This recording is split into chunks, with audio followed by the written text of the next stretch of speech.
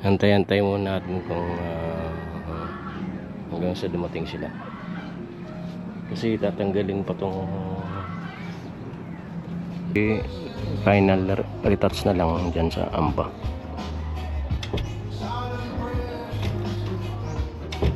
Yung basurang naiwan nung pag install nitong mga pintuan, bintana, yung mga ginamit.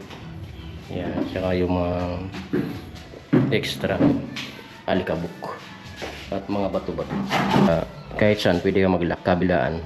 Kaya kung saan ka lalabas, gusto mong i-lock, ayan, pwede.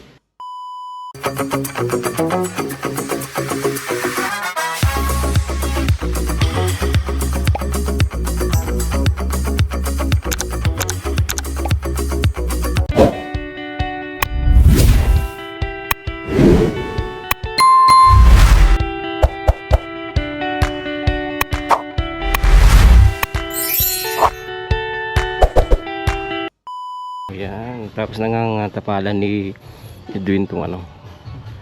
Kapon si Kuya Carpenter to yung ano, nagkabit.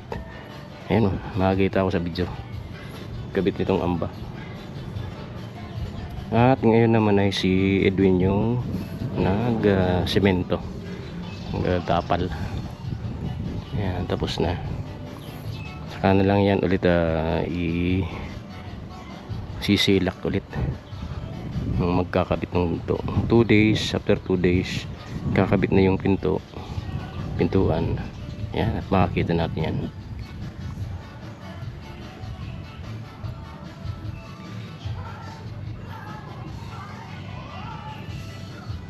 natin sa loob.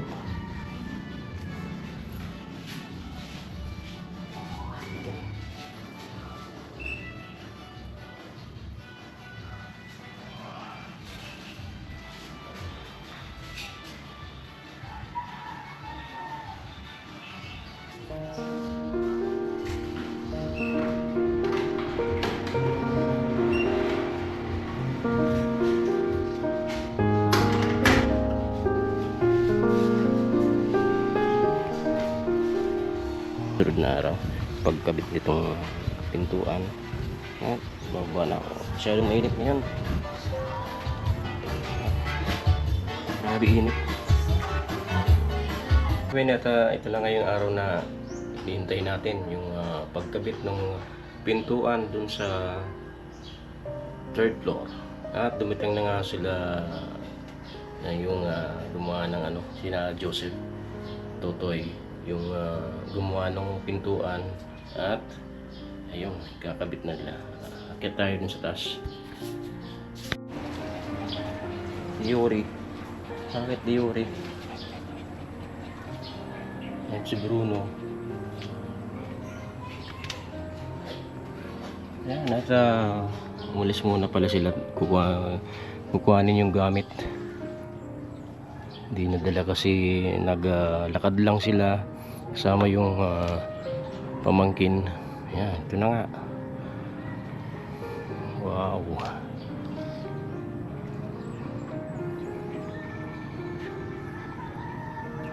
Kuha yung ano, design at yung kulay.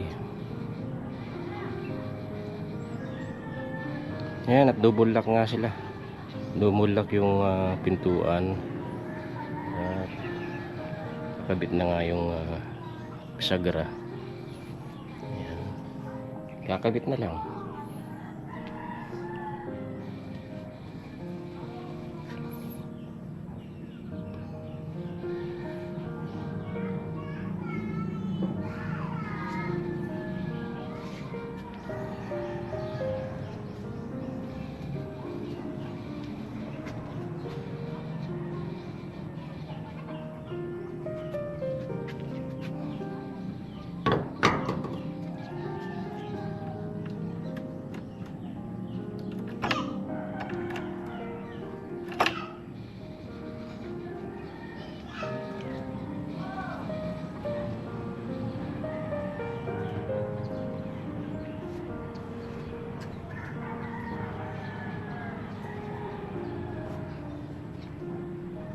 Ayan, at iwanan muna natin to. Antay-antay muna natin kung hanggang sa dumating sila. Kasi tatanggalin pa tong mga kahoy. Ayan, bago yan ikabit. Dumating na sila Tutoy, magkakabit ng pintuan doon sa taas.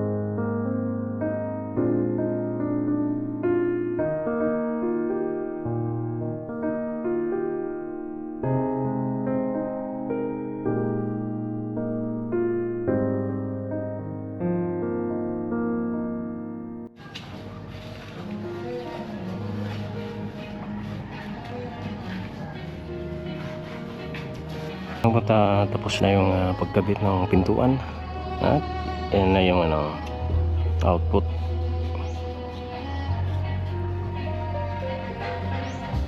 The final retouch na lang dyan sa amba.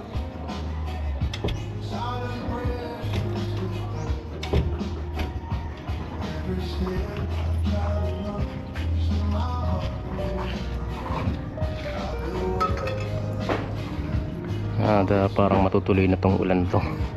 Ayan.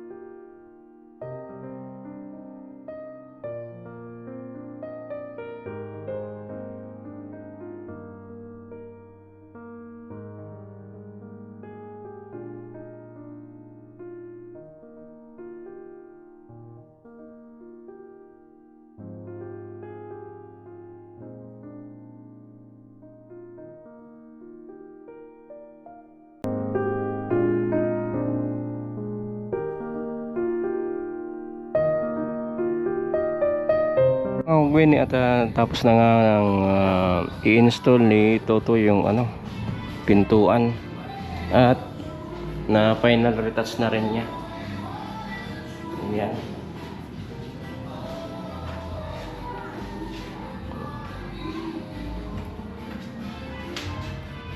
Tutuyuin na lang kasi nag-ano pa siya, pintura ng varnish.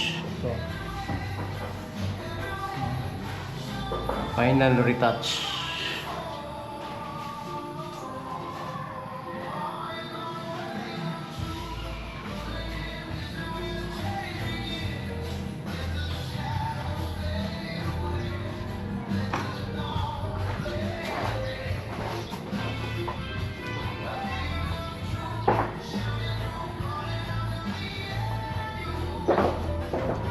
Ayan, at yan na munang update natin mga Gwenny dito sa halos lahat na nakakabit eh. Sliding door, sliding windows, itong pintuan. Ayan, tapos na. Ayan, at abang-abang na lang po mga Gwenny kung ano pa yung mga susunod na magaganap dito sa project sa harap ng bahay ni Gwen. Ayan, hanggang sa muli po. Maraming salamat. The next day. Linggo po ngayon at tapos maglinis din sa baba, mga tanim, inayos. Ito naman kami sa taas.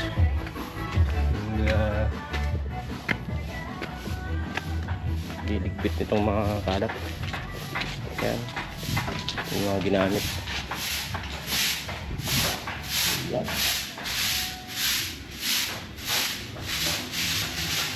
Yung basurang naiwan nung pag-install nitong mga pintuan, bintana, yung mga ginamit. Yan, saka yung mga extra alikabok at mga bato-bato. Yan. Pinunasan mo ito, Salming? Hindi pa. Ay, punas-punas naman.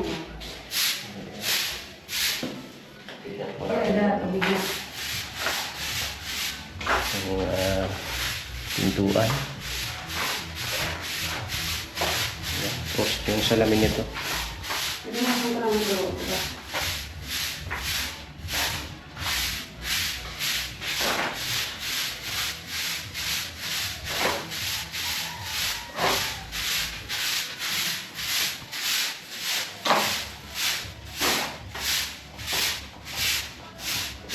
Kagandahan pala nitong sliding window na to.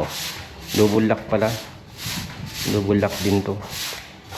May lock dito sa loob. Ayan. Ito. At dito sa labas meron din. Ayan. Double lock.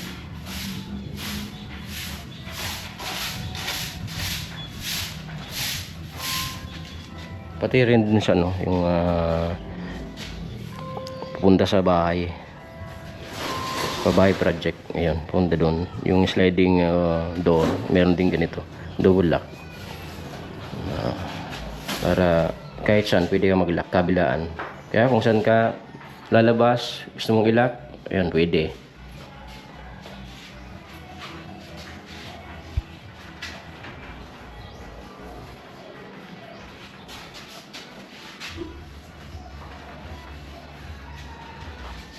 Yan yung panahon ngayon. At may bantang uulan. Pero dito hindi naman umulan. Doon sa Albay, parting Albay. Kasi ilang araw na rin nag-alboruto yung Mount Mayon. Yun, palaging madilim doon. Yung hapon, akala ko kulog. Napakalakas na kulog. Yun pala, pumutok yung Mount Mayon. At yun nga, umulan ng abo dun sa Albay. May mga kuha din yung mga ibang nagbablog na taga roon. Ayan, search na lang po ninyo ano yung nangyari dun sa pagputok ng bulkan at pag-ulan ng abo.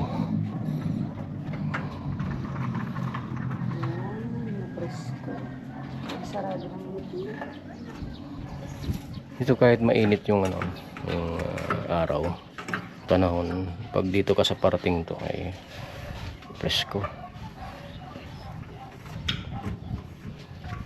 Nasa tabi ka lang ng puno eh. Ito. Ano yung ibabaw ng puno? Yan, nasa tabi lang. Katabi mo lang dito. Dito, di abot. Di abot, tindog na, tindog. Tangon ng katil mo. Ang sakit. Ngayon sa di pag magtataa ng ordo. Kung pag sa basa-basa ulat ka.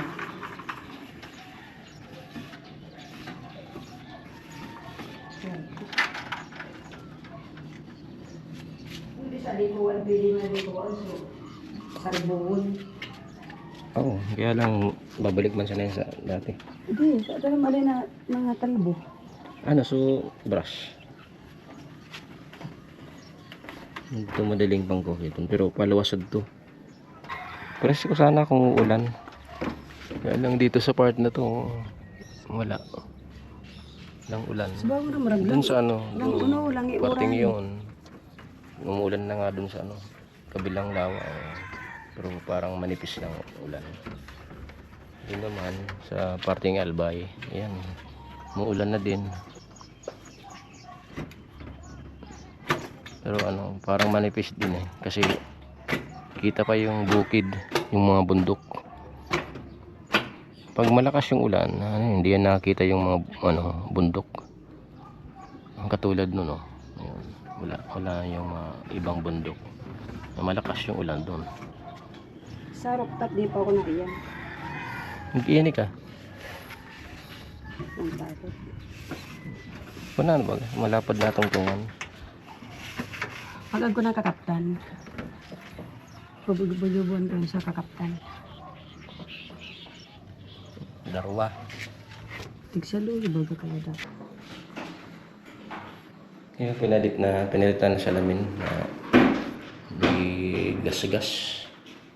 Iniwan na lang nila. Ayan. Yung mga crafts, yung yero, tubular, ayan, binaba ko na yung iba. Sako. Ayan. Kaya lang masyadong mainit dito sa taas. Kaya